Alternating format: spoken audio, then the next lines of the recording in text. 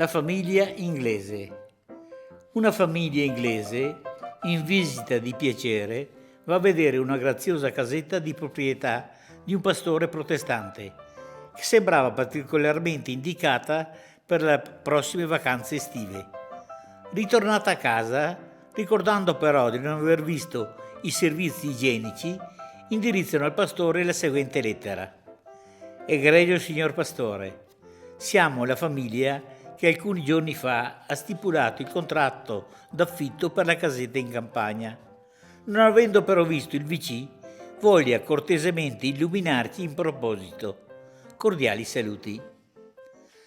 Ricevuta la lettera, il pastore equivocò sull'abbreviazione VC e credendo che si trattasse della cappella anglicana chiamata Well Shangal, rispose in questo modo.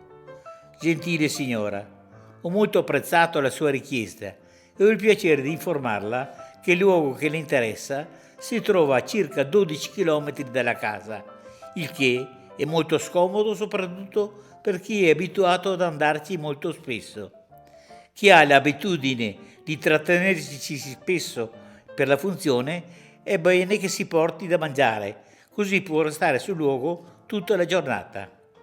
Il posto si può raggiungere a piedi, in bicicletta ed in macchina, preferibilmente andare per tempo per non rimanere fuori e disturbare gli altri.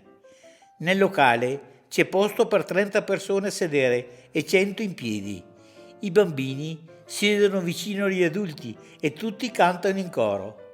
All'entrata viene consegnato un foglio e chi arriva in ritardo può servirsi del foglio del vicino. I fogli devono essere utilizzati anche le volte successive per almeno un mese. Vi sono amplificatori per i suoni affinché si possano sentire anche all'esterno. Tutto quanto si raccoglie viene dato ai poveri. Vi sono fotografi specializzati che prendono fotografie nelle posizioni più disparate, in modo che tutti possano vedere queste persone in atto tanto umano. Nella speranza di essere stato chiaro, porgo distinti saluti. Il pastore.